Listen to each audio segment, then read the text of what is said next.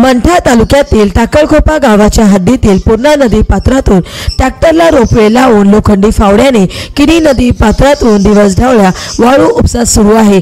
एक दोन नव्हे तर तब्बल 6 ट्रॅक्टरच्या साहाय्याने अवैध वाळू उपसली जात असल्याने एक व्हायरल व्हिडिओतून ही बाब उघडकीस आली। मात्र तरीही या अवैध वाळू उपसाकडे तहसीलदारासह पोलिसांनी केलेल्या दुर्लक्षामुळे आश्चर्य व्यक्त होत आहे। हीच उपसलेली वाळू ट्रॅक्टरमधून गावाच्या रस्त्यालगत साठा करून रात्रीच्या वेळी तो वाळू साठा जेसीबीच्या साहाय्याने टिप्पर व हायवा भरून देण्याचा गोरखधंदा राजरोसपणे सुरू आहे।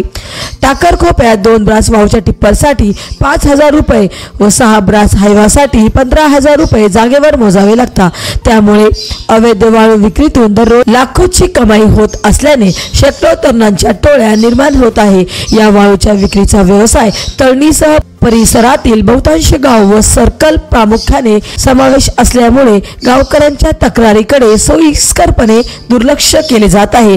पूर्णा नदीकाठच्या गावात दिवसा ढवळ्या वाळू विक्रीचा गोरखधंदा राजरोसपणे चालतो कसा, याला नेमकं कुणाचे अभय? मराठवाड्यातील वाळू सर्वात विदर्भात चोरली जात असल्याचे आमदार लोणीकर यांनी अधिवेशनात पूर्णा नदी पात्रातून वाळू चोरीला मंठा तहसीलदार व पोलीस अधीक्षकांना जबाबदार धरून कारवाई करण्याची मागणी केली होती। तर स्थानिकांच्या डझनभर तक्रारीनंतरही महसूल दोषी कर्मचाऱ्यांवर तसेच संबंधित वाळू चोरांविरुद्ध ठोस कारवाई होणार कधी, असाही प्रश्न अन्याय व भ्रष्टाचार निर्मूलन समितीचे मराठवाडा विदर्भ कार्य अध्यक्ष उमेश कुटे यांनी उपस्थित केला। या संदर्भात मंठा तहसीलदार सोनाली जोंधळे यांना विचारले असता टाकळखोपा येथे जाऊन प्रत्यक्ष पाहणी करून त्या ठिकाणी जप्तीची कारवाई केली जाईल असे सांगितले।